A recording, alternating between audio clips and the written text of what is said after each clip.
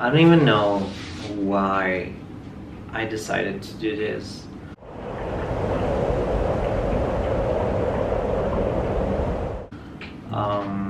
I think at some point of my life in Chile I was not happy with me, not happy with my surrounding, not happy with what I was doing at the moment. During school, I always knew that I didn't belong to that place.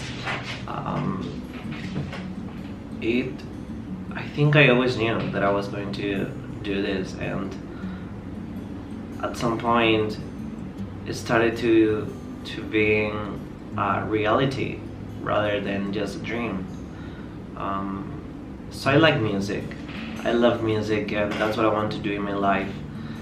Um, that's my passion, and I truly want to become a singer and songwriter and being able to live with music.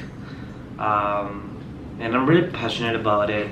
I get so inspired by what surrounds me, by my friends, by these new experiences that I'm living in this travel.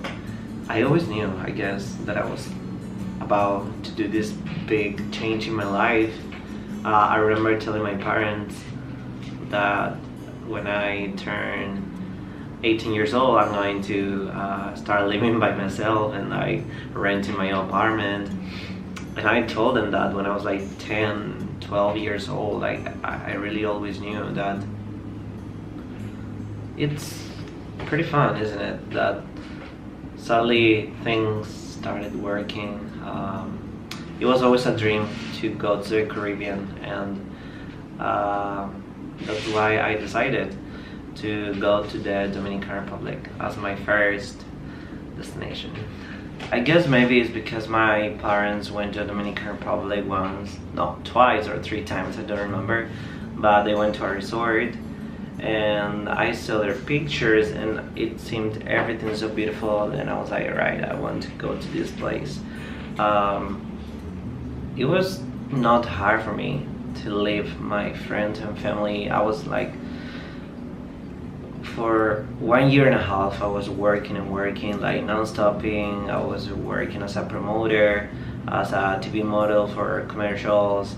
I was like doing a bunch of different types of job in Chile, because the minimum wage in Chile is like not that good.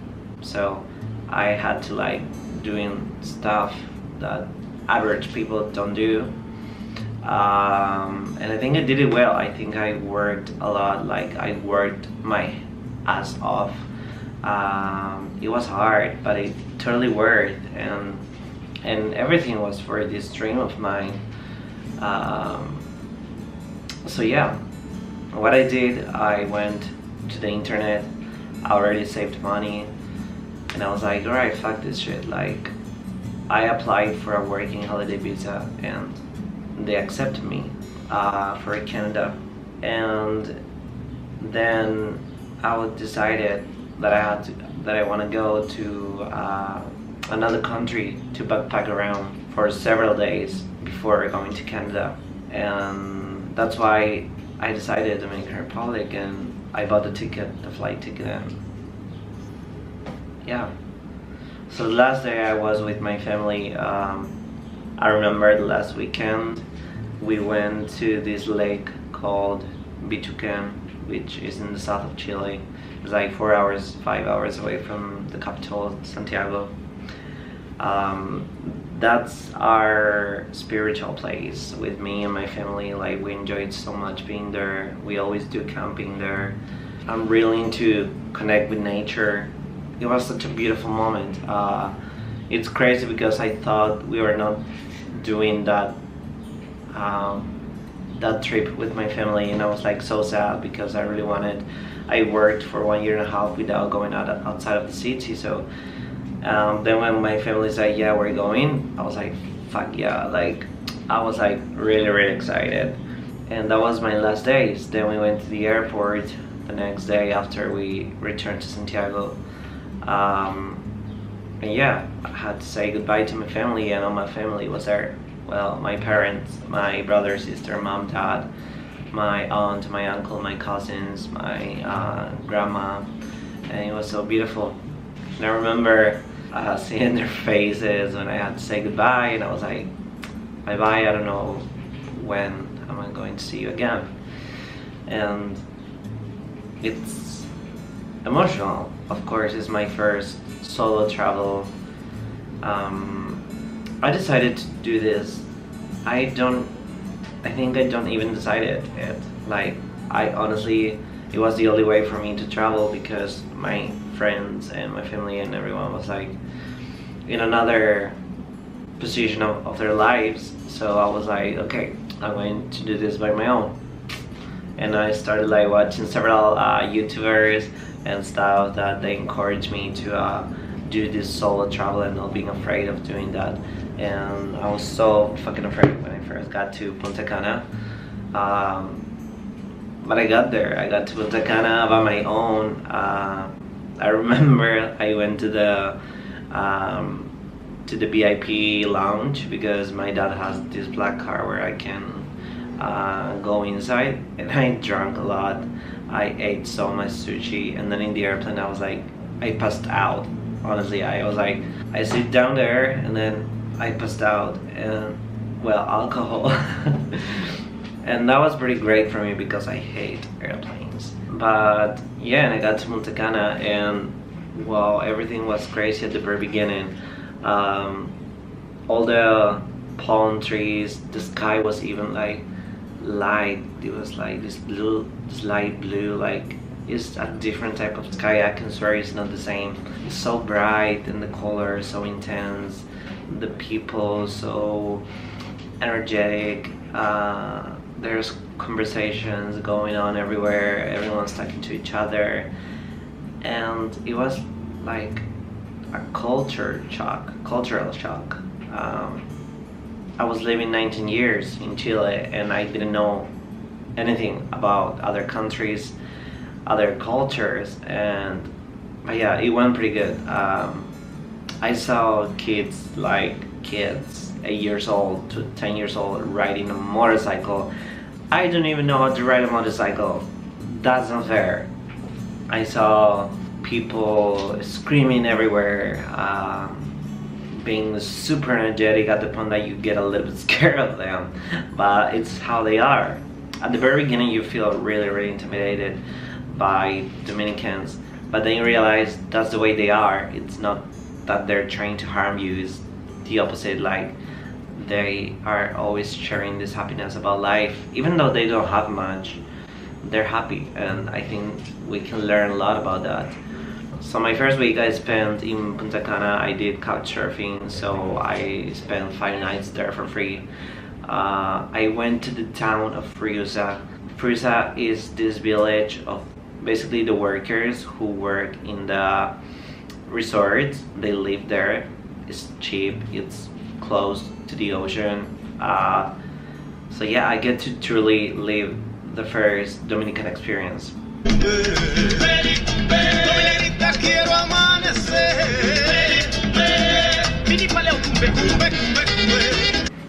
I saw Dominican bars, I saw the Dominican stores, I saw Dominican people hanging out on the streets. I saw all this traffic mess in the streets, many cars and motorcycles mostly.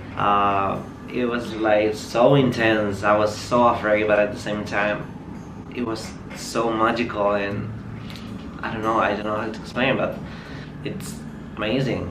And I think I was like, well, this is what I really want to do, you know. I want to experience the world as a local, not as a tourist. And that's where all this journey started. I started recording my journey. There's many videos that I want to share, but I'm trying to do not only vlogs. I will also do this type of videos because I can express myself better about this journey in a different type of view, you know. Then after that I went to this hostel. My first hostel experience was awful.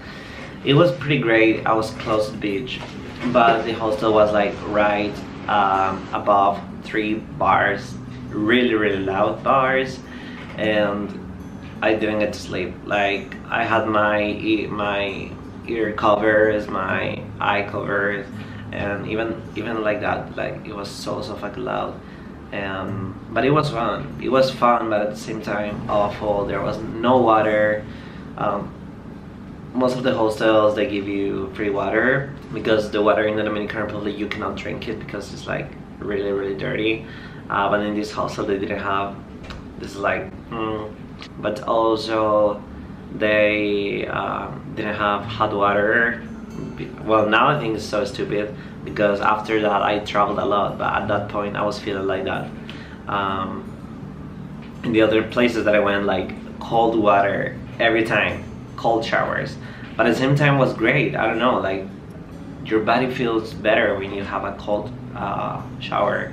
And so I was there in this all tourist mess of Punta Cana, thousands of people walking on the beach, doing tours, going to these party boats, ferries, whatever.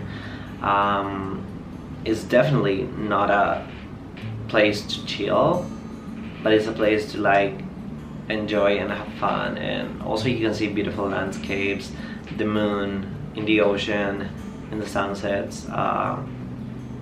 It's magical. And if you walk a lot, you can go to beaches that no one is there, and you can like have fun there, you can have sex there, you can drink there. Well, you can drink everywhere in the Dominican Republic, but yeah. After that I went to Macau, which is a little village. Like honestly it's like few houses. They have stores over there, corner shops. They sell fruit, food, like 1 or 2 restaurants, street food. So amazing. I loved it. Tried these Dominican empanadas, and I get to try some candies made of peanuts. So good. In that place, that hostel, I met people from all around the world. It was different than the first one. In this one, everyone was like more sociable. Hey. Say hi. Awesome. Yeah. Hola. Where are you from? Estados Unidos. Todos partes.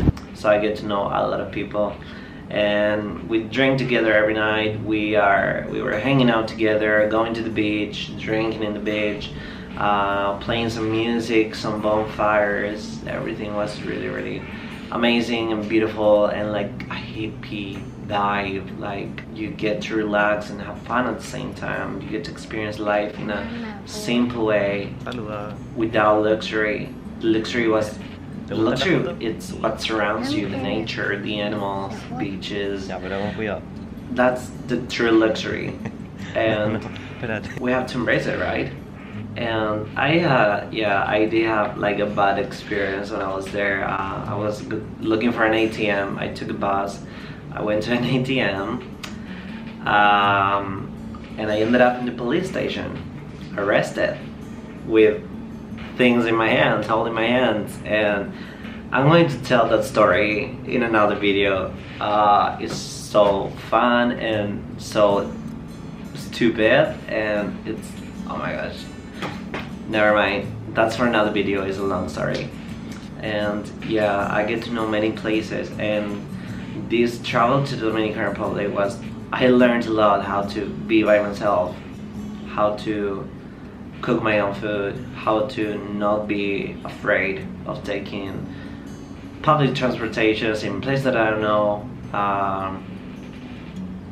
My best friend there was this application called maps.me, which is like you can have offline maps. So basically, even though you do not have internet, you can still see where you are. And I was feeling really like that was my company in my journey. And also I met many people that I was traveling with later. I now embrace nature and embrace other cultures. I embrace how to live more simple with how to survive, how to be open to another situations that you're not typically being. You know, you have to go through certain situations that you're not used to, and you have to survive it basically. And And yeah, this trip was 2 months. I backpacked around for 2 months, and I would like to have another video. There's going to be a second part of this. This experience that I told you is just the first, and there's many adventures upcoming.